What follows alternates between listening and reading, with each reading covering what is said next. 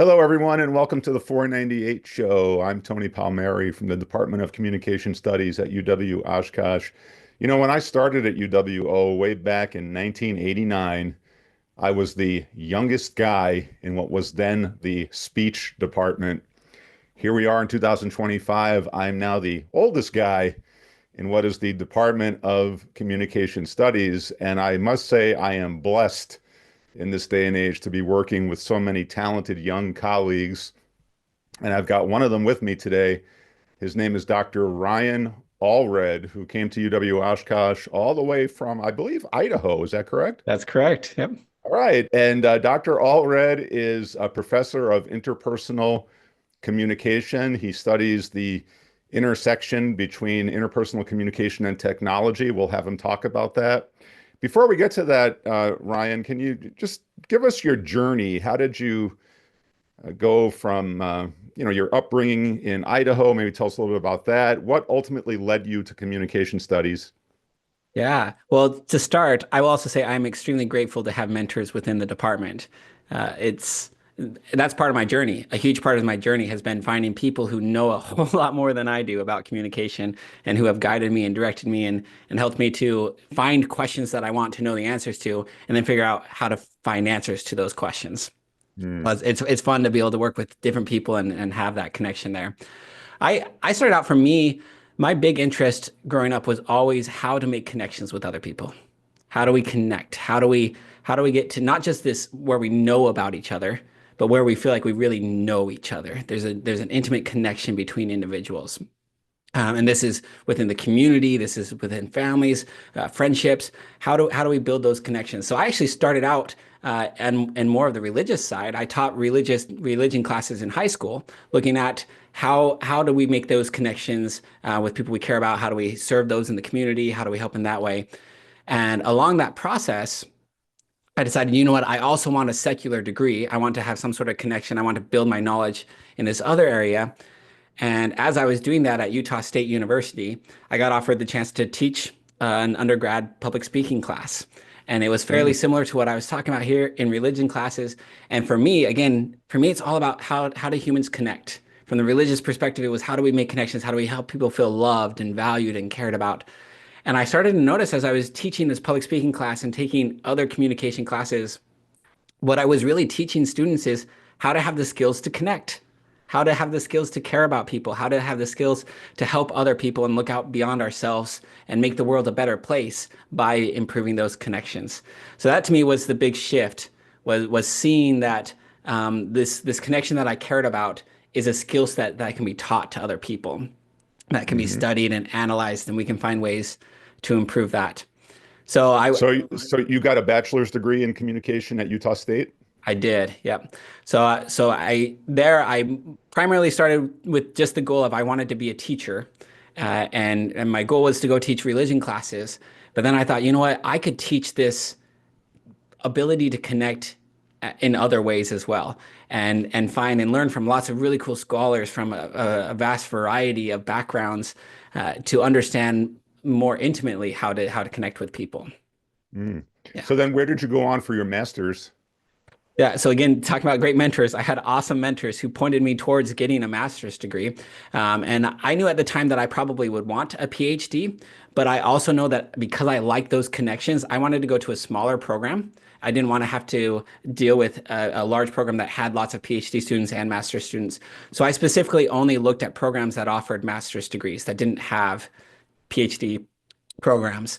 Hmm. So from there, I went to Colorado State University, and I loved it because they were just a master's program while I was there. But literally the year after I left, they started a PhD program. So they had all Oh. the skills, they had all the talent to do what people do at PhD programs, but it was small. There was only 8 of us in my cohort there. So we had an intimate connection there with really top scholars. So I spent 2 years at Colorado State University, and then from there I transitioned to the University of Connecticut to finish out my PhD. Before we go to Connecticut, I read somewhere that let's go back to Utah for a second. Mhm. Were you an intern for Senator Orrin Hatch? Yeah, so that was between my bachelor and my master's. Okay. Yeah, in fact, I would have done it if I hadn't already have committed to doing my master's, I probably would have stayed working with Senator Hatch. So I got the Wow. opportunity to go and basically intern with him on the administrative side, but I was partnered with their public speaking team. And so I got to help write speeches for Senator Hatch. Were you in DC or were you in Utah for this? Yeah, I was in DC. So it was really cool. We got to see the entire process of the of Congress, how it worked, got to be involved in policy making. It was really fun. Now, people who know me would say that, Orrin Hatch probably was not one of my favorite senators in terms of his politics, but he really was an incredible public speaker.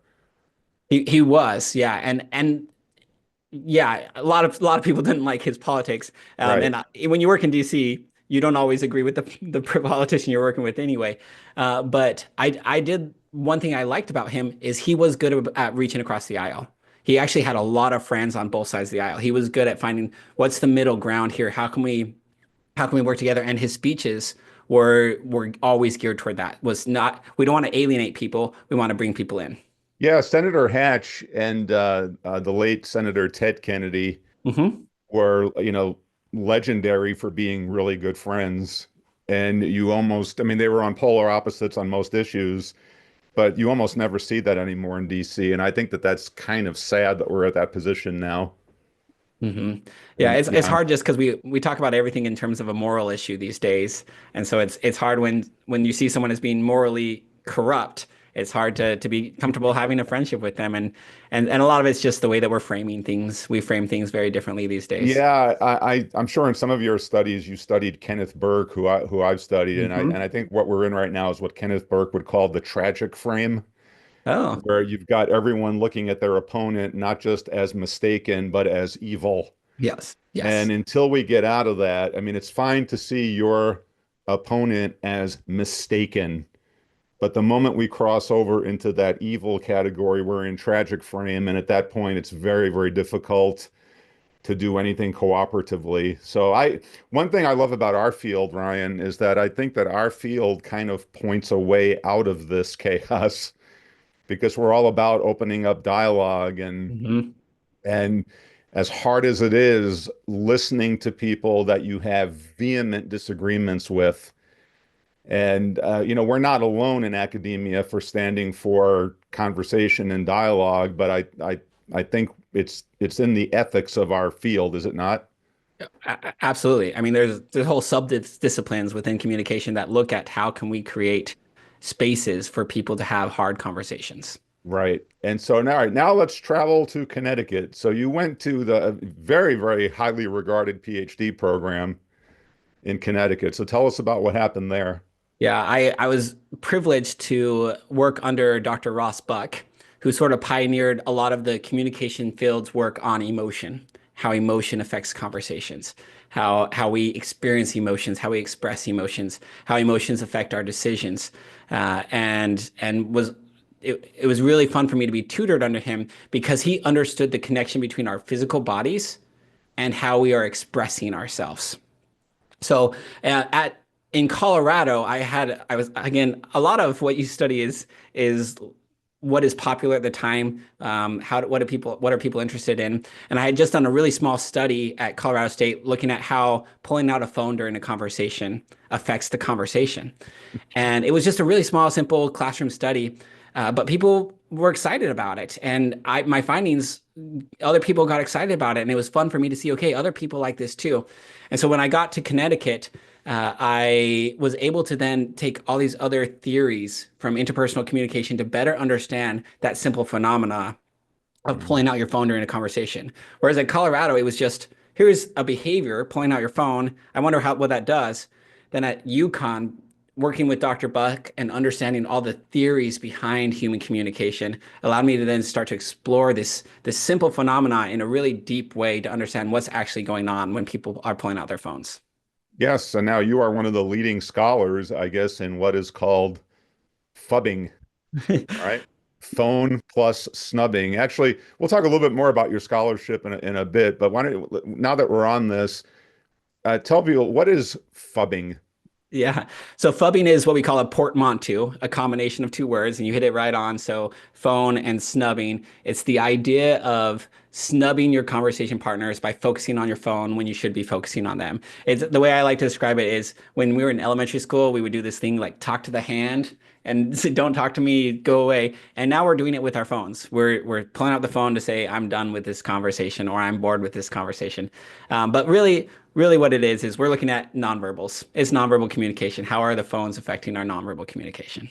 We do joke about phubbing, but it's actually very serious, is it not? It's your research has found that it is perceived as very disruptive in interpersonal relationships. Is that true? Sure. I mean, you can, if even if you're just looking at the simple romantic relationships and how it leads to dissatisfaction there, that's pretty big. But we also did a study back in 2020 that looked at how parents using their phones or phubbing their kids changes the way that the child views the world the rest of their lives. It literally changes their attachment styles. And that's huge because your style changes who you create relationships with. It changes how happy you are, what types of jobs you seek after. So yeah, it has a big impact on us. Ever since you joined our department, and I'm not exaggerating here, every time I find myself looking at my phone when there are other people in my space, I immediately have this image of Ryan Allred. I'm serious, I'm saying, sorry. no, no, I'm very thankful because you've helped me and many other people to realize how we don't even realize half the time how much we're using that phone in the presence of others. Yeah. And I always tell all my students in all my classes, whenever they are on their phones as I'm teaching, we have a professor in our department that studies this. All right. And speaking of studying it, you've actually worked in a research setting with our comm studies students. Tell us about that. Why don't we start off with you? You actually created a lab in our department. What is that? Yeah. So again, having the support of the department has been big for me. So when I came in here, I said, you know what, here's a vision I have for how to do more research, but also get the students involved with it. And the department they just jumped on board. They said, let's make it happen. How we'll get you a space, we'll get you the money, we will do whatever. In fact, even our support staff said, you can have my couch, you can use whatever you want. And so within the first year that I was here, we designed a communication research lab that allows us Wow. to study and analyze the way people communicate. And for those who haven't experienced it yet, really what it is it's a make-up living room. It's like a college living room or a college dorm that has couches in it that we can bring people in to have conversations. And then we have hidden cameras that then allow us to analyze the communication that occurs during those experiences. And so as part of that process, it takes a lot to run a lab and Yeah. I can't do it on my own. I can't be running the camera while I'm walking the participants through the study. I can't do all of it on my own. But we have really good students here on campus.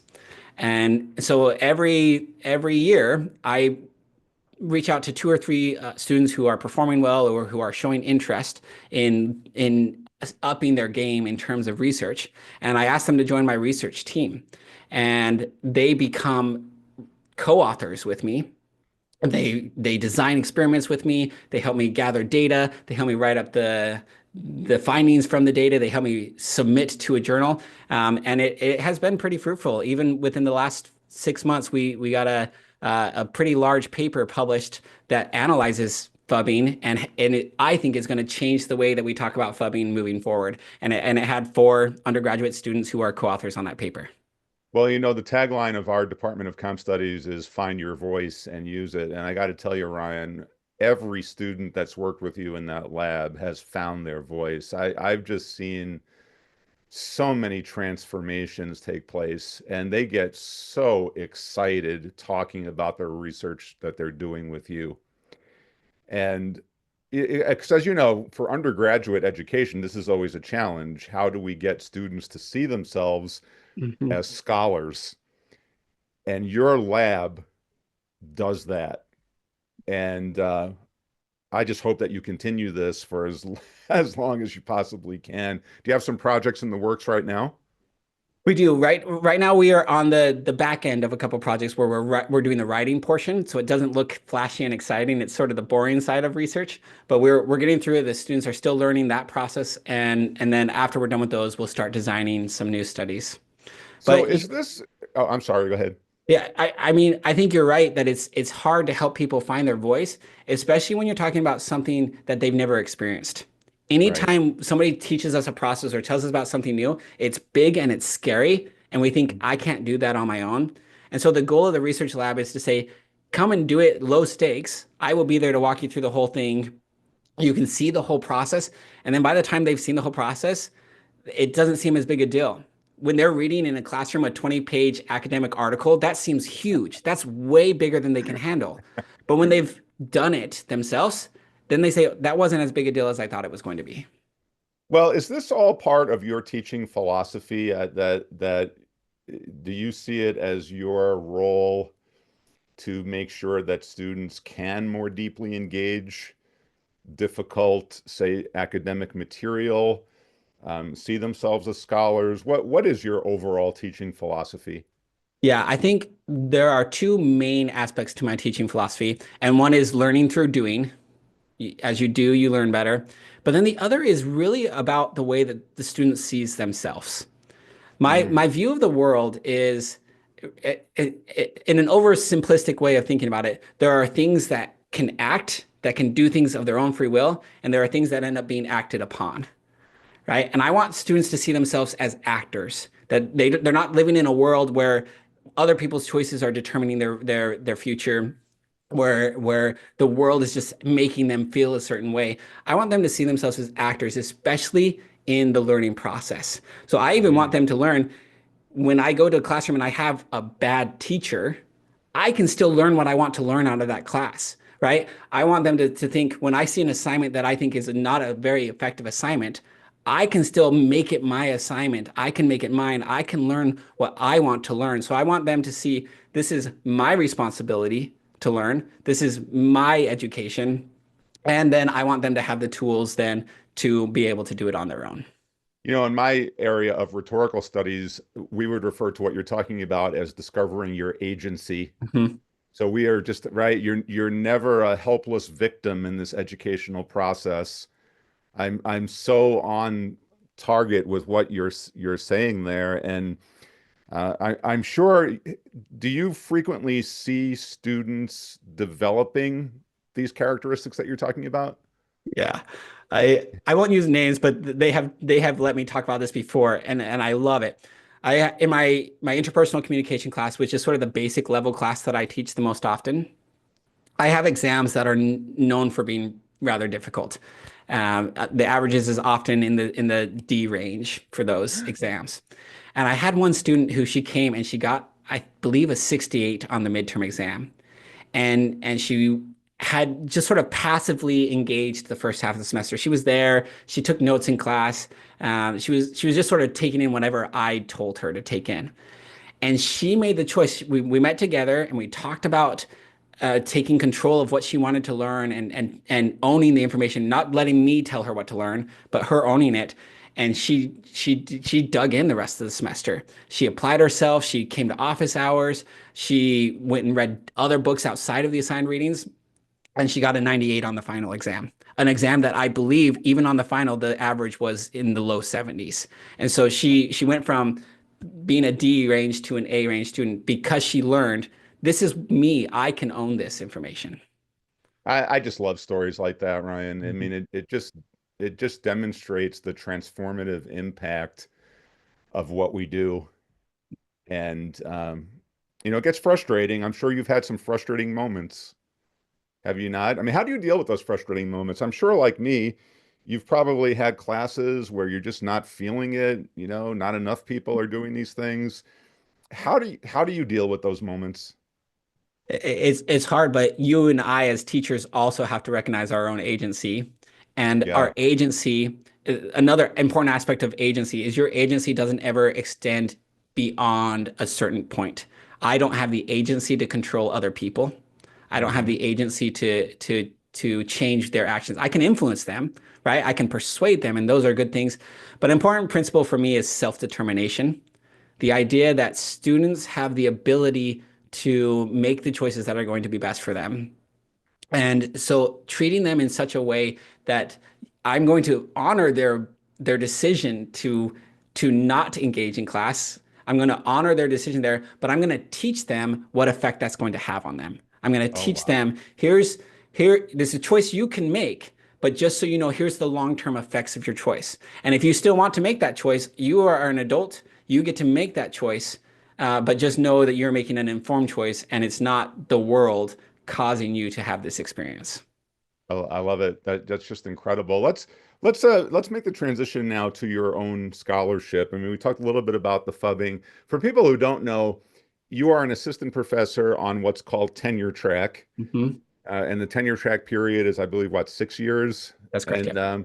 And professors are responsible in those 6 years for outstanding teaching and service to the department and the university and the community.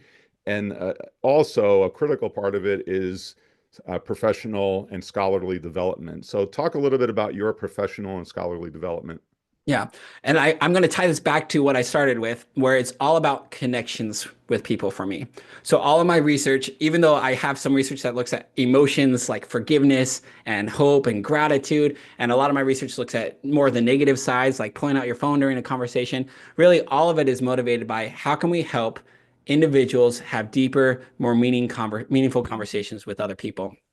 And so all of those, the way that all of those connect for me is through nonverbal communication. I really am a nonverbal communication scholar, that I do it in a unique way by looking at how technology affects nonverbal communication or how emotion connects with nonverbal communication.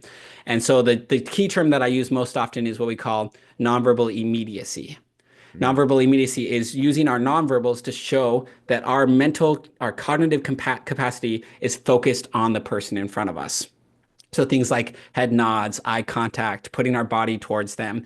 And all of my research is really looking at how can we enhance immediacy? How can we make it better? And here's why this is important. Everybody I've talked to can think about these two scenarios. You know that you've had a time where you were talking to somebody and they were saying all the right things. They were sort of following along, but you could tell they weren't really paying attention. You could tell they didn't really care about what you were saying. They might have been like sort of going along with the conversation, but you knew that they weren't. And you've also probably had other times where you know that the other person wasn't following it as well, that they were struggling to understand you, or maybe you were saying the wrong words, or something just wasn't working, but it still felt like you were connecting with them.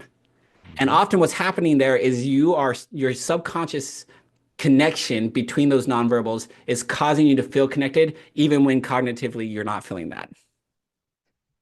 Wow, that's extraordinarily important work in this day and age.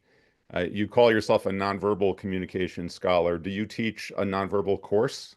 I don't. We have Dr. Kwam on campus who I'm grateful she teaches it because she knows way more about it than I do. But I would say that my specialty connects to the way that we use nonverbals in interpersonal communication. And Hmm. so yeah, she knows more about it in the broad sense. For me, it's how do we use nonverbals to build those connections? Well, what classes do you teach in addition? So we all teach intro public speaking, and I know you teach that, Mhm. and you teach the interpersonal communication class, the lower level. What else do you teach in your teaching load? Yeah, some of the other big ones, I teach one that looks specifically at how technology is changing the way that we communicate. And that's a really fun class. What we do is we take all of the interpersonal communication theories and we apply them to a specific technology-based situation. So we say things like social penetration theory, which looks at how we build relationships by self-disclosure. And then we look, how is technology changing the way we self-disclose? How is it changing the way that self-disclosure is affecting our relationships? And so we're taking everything we know about communication and we're applying it to the new era of digital world. Um, right now, I'm teaching a conflict class. This is one of my favorites because anytime this is probably true of 90% of the world. Anytime somebody says, "Hey, we need to talk," most of us get this gut feeling, this anxiety. I can't handle conflict. This is hard. And so in this class, we're framing conflict to see conflict as a good thing and to understand healthy ways to work through conflict. So those are my two other main classes that I teach. And then the other core one that I teach that is consistent is a research methods class. And within our department, my specialty is understanding quantitative research, how we collect data, how we use statistics to analyze that data, and how we design experiments. And so that class is designed to help students first come up with a research question, a question they want answered, and then design an experiment to answer that question. Well, and I know from listening to students, that is the most difficult class in our curriculum. But I think the majority of our students get out of that class concluding it was probably one of the most valuable experiences they had. Yeah, speaking again about students finding their voice, that is one of the best classes for that because they all come in with questions. They all already have questions.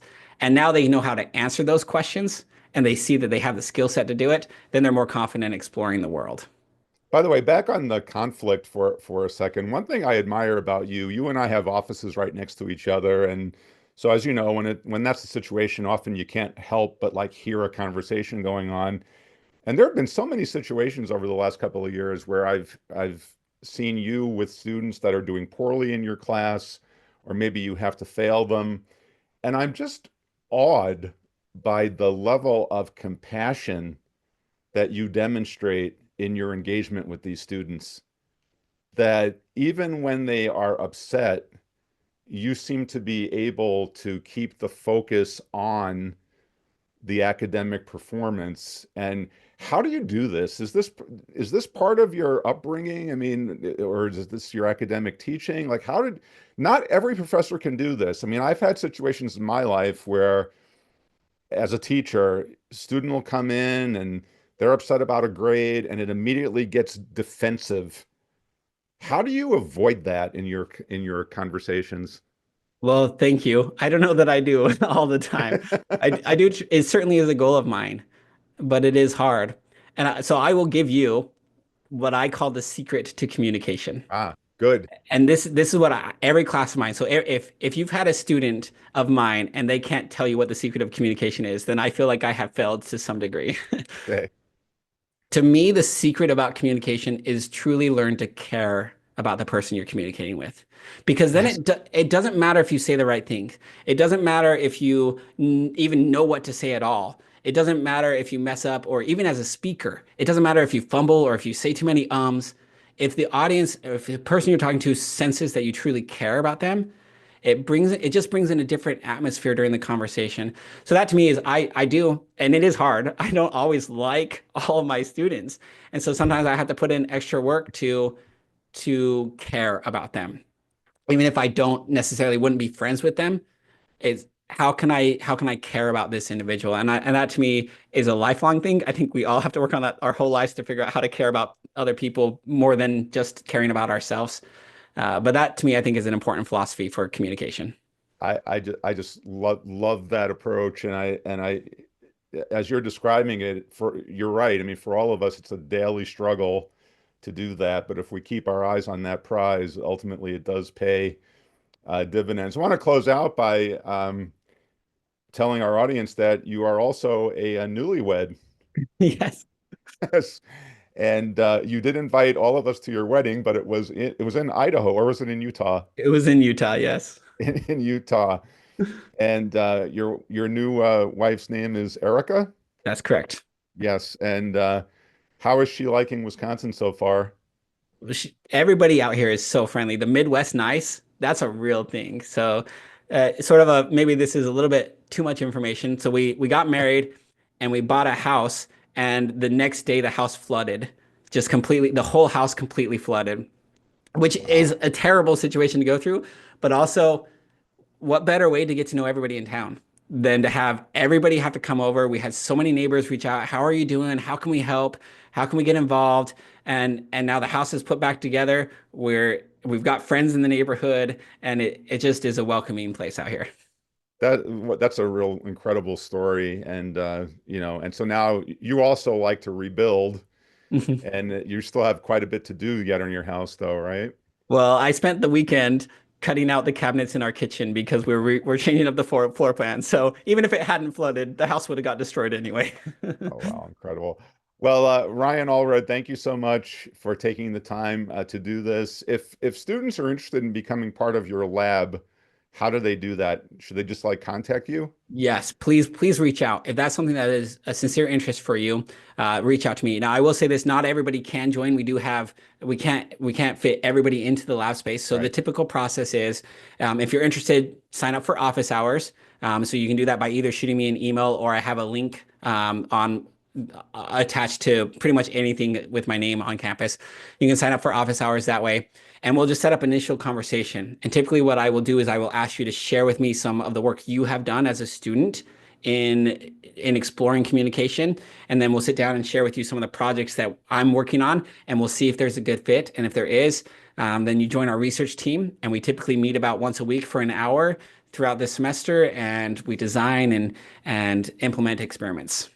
All right. Wonderful. Thank you so much for your time, Ryan. We'll talk to you again soon. Thank you. All right.